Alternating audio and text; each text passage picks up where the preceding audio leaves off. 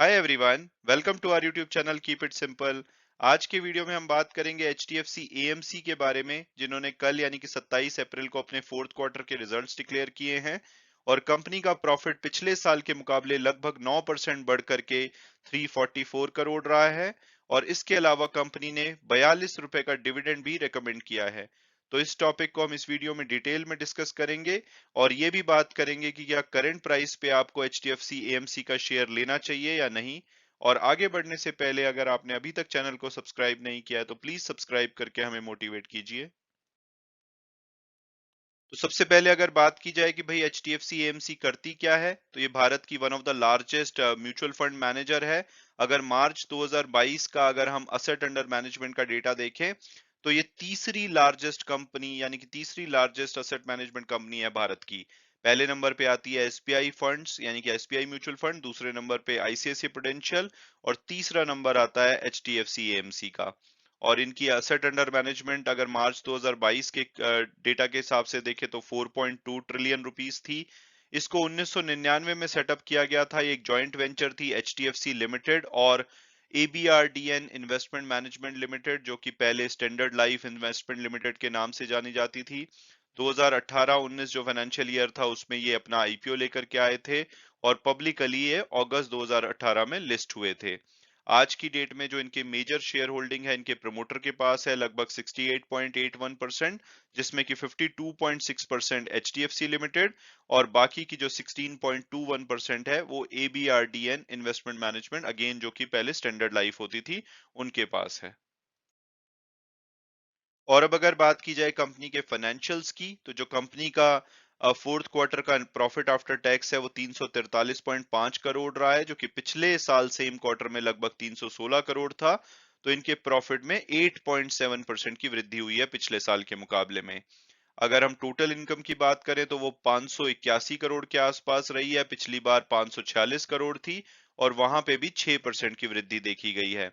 और अगर हम पूरे साल के फाइनेंशियल की बात करें तो इनकी जो इनकम है वो 11% बढ़ी है और जो प्रॉफिट आफ्टर टैक्स है वो 1393 करोड़ रहा है, जो कि पिछली बार 1326 करोड़ के आसपास था, यानी कि उसमें भी 5% की वृद्धि देखी गई है। इसके अलावा जो कंपनी का बोर्ड है उन्होंने 42 रुपए का डिविडेंड भी रेकमेंड किया है, जो कि शेयर होल्डर की अप्रूवल के बाद आपको मिल जाएगा। इसके अलावा अगर फोर्थ क्वार्टर की कुछ की हाइलाइट्स की बात की जाए तो जो क्वार्टरली एवरेज के बेसिस पे जो असेट अंडर मैनेजमेंट है वो 4.3 ट्रिलियन रही है कंपनी की, और जिसमें से कि 2.06 ट्रिलियन इनकी इक्विटी ओरिएंटेड है। और अगर क्लोजिंग बेसिस पे असेट अंडर मैनेजमेंट देखें तो 4.1 ट्रिलियन रही है, जिसमें कि 2.1 ट्रिलियन ऑलमोस्ट इक्विटी ओरिएंटेड है। और अगर इनके मार्केट शेयर की बात की जाए तो जो actively managed equity oriented scheme है उसमें 11.5% का मार्केट शेयर है। जो इनके डेट म्यूचुअल फंड है उसमें 14.1 का मार्केट शेयर है। और लिक्विड जो इनके फंड्स हैं उसमें इनका 13.3% का मार्केट शेयर है। अगर नेटवर्क की बात की जाए तो इनकी 228 ब्रांचेस हैं, 75,000 से ज्यादा डिस्ट्रीब्यूशन पार्टनर हैं, 1188 एम्प्लॉइज हैं। 99% के आसपास ये देश भर के जो पिन कोड है वहां पे सर्विस करते हैं। 76% से ज्यादा इनकी इलेक्ट्रॉनिक ट्रांजैक्शन है, 5.8 मिलियन यूनिक इन्वेस्टर है और 9.9 मिलियन इनके टोटल लाइव अकाउंट्स हैं। और अगर पूरे फाइनेंशियल ईयर की इनकम की बात की जाए तो 2433 करोड़ रही है, प्रॉफिट आफ्टर टैक्स 1393 करोड़ और operating margin 3.5 BPS overall asset under management का। और अब अगर पूरी म्यूचुअल फंड इंडस्ट्री की बात की जाए इंडिया में, तो जो उसमें क्वार्टरली एवरेज के बेसिस पे एसेट अंडर मैनेजमेंट है पिछले साल 32.1 ट्रिलियन रुपीस थी, जो कि बढ़ करके 38.4 ट्रिलियन हो गई है। और अगर हम क्लोजिंग बेसिस पे देखें यानी कि जो एंड में थी 31 मार्च 2022 को, वो भी 31.4 ट्रिलियन से बढ़ करके 37.6 ट्रिलियन हो गई है। और अब अगर हम स्पेसिफिकली एचडीएफसी जो म्यूचुअल फंड है उसको इंडस्ट्री की ग्रोथ के साथ कंपेयर करें, तो इन्होंने पिछले एक साल में 4% की ग्रोथ दिखाई है क्वार्टरली एवरेज बेसिस पे, और क्लोजिंग बेसिस पे 3% की ग्रोथ दिखाई है। हालांकि जो इनका मार्केट शेयर है उसमें कमी देखी गई है, 12.9% था मार्च 2021 में, जो कि घट करके 11.7% रह गया था दिसंबर में, जो कि फर्दर घट करके 11.3% हो गया है। और सिमिलरली अगर क्लोजिंग बेसिस पे भी देखें तो 12.6% था, वहां से घट के 11.6% हुआ, और वहां से फर्दर मार्च 2022 में 10.8% रह गया है। तो ये दर्शाता है कि एचडीएफसी म्यूचुअल फंड इनके पीयर्स के मुकाबले में ज्यादा अच्छा नहीं कर रहा है।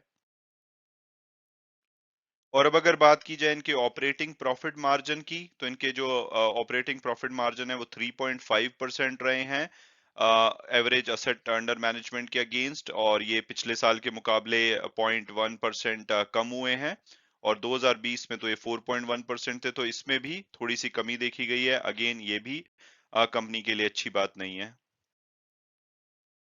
और अब अगर बात की जाए रिटर्न ऑन इक्विटी की, तो यहाँ पे भी पिछले साल के मुकाबले में कमी देखी गई है। पिछले साल 30.1% थी, जो कि घट के 27% रह गई है।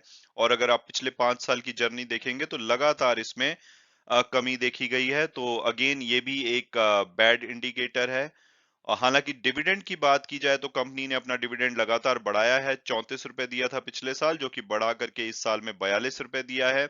इस साल स्पेसिफिकली जो एचडीएफसी ग्रुप की कंपनीज है काफी अच्छा डिविडेंड दे रही हैं, क्योंकि उनके जो शेयर्स हैं वो काफी पिटे हैं पिछले एक साल में।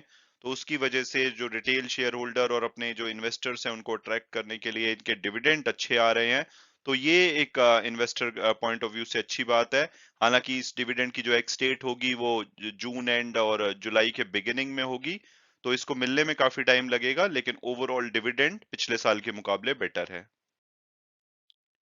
और अब अगर बात की जाए कि क्या करंट प्राइस पे हमें एचडीएफसी एएमसी का शेयर लेना चाहिए या नहीं, तो सबसे पहले अगर इसकी पास्ट परफॉर्मेंस देखें तो 3 साल में 28% की बढ़िया रिटर्न दी है, और वो तब है जबकि पिछले एक साल में इनका शेयर 28% गिरा है, 1 जनवरी के बाद से 15% से ज्यादा गिरा है। तो हाल फिलहाल में पिछला एक साल इस कंपनी के लिए काफी खराब रहा है, स्पेसिफिकली इनके शेयर होल्डर्स के लिए। और अगर हम टिकर टेप के प्रेडिक्टिव एनालिसिस को देखें तो इसका एवरेज टारगेट प्राइस 2540 आता है, हायर साइड पे 3100 रुपए और लोअर साइड पे 1935। उस हिसाब से तो जो कल की क्लोजिंग हुई है 2072 रुपए पे, उसके हिसाब से ये अपने एवरेज टारगेट प्राइस से नीचे अवेलेबल है, तो प्राइसिंग अट्रैक्टिव लगती है। और अगर हम इनके फंडामेंटल और पीयर्स एनालिसिस को देखें तो एक मिड कैप कंपनी है, 44,000 करोड़ रुपए के आसपास का मार्केट कैपिटलाइजेशन है। पी रेशो और पीबी रेशो के हिसाब से थोड़ी सी अभी भी ओवर एक्सपेंसिव लगती है, क्योंकि अगर आप इनके ट्रू कॉम्पिटिटर की बात करें, निप्पॉन और आदित्य बिरला एएमसी, उनके मुकाबले में इनकी जो वैल्यूएशन है थोड़ा हाई लगता है। तो अगर आप इस स्पेस में रहना चाहते हैं तो निप्पॉन ज्यादा बेटर चॉइस लगती है। हालांकि रिटर्न ऑन इक्विटी इनकी बहुत बढ़िया है, 27.75%। और अदरवाइज प्रॉफिटेबल कंपनी है, डेट फ्री कंपनी है, ब्रांडेड कंपनी है। तो अगर मेरी पर्सनल ओपिनियन पूछी जाए तो मुझे लगता है कि कंपनी के जो मार्केट शेयर जिन्होंने लूज किया है और हाल फिलहाल में जो परफॉर्मेंस रही है वो ज्यादा एनकरेजिंग नहीं लगती है, लेकिन इनका शेयर ऑलरेडी काफी पिट चुका है। तो उस हिसाब से इसमें फर्दर डाउनसाइड भी ज्यादा नहीं दिखती है। तो अगर आपको इसमें विश्वास है तो आप करंट प्राइस पे या किसी भी गिरावट पे ले सकते हैं। लेकिन अगर आपको लॉन्ग टर्म के लिए लेना है तो मुझे लगता है कि निप्पॉन ज्यादा बेटर लगता है इस स्पेस में। हालांकि वीडियो क्लोज करने से पहले मैं हमेशा की तरह डिस्क्लेमर दूंगा कि जो भी व्यूज थे वो मेरे पर्सनल थे। अगर आप किसी भी शेयर में इन्वेस्ट करना चाहते हैं तो अपनी फर्दर रिसर्च के बेसिस पे ही कीजिए। Thanks so much for watching the video and God bless you all.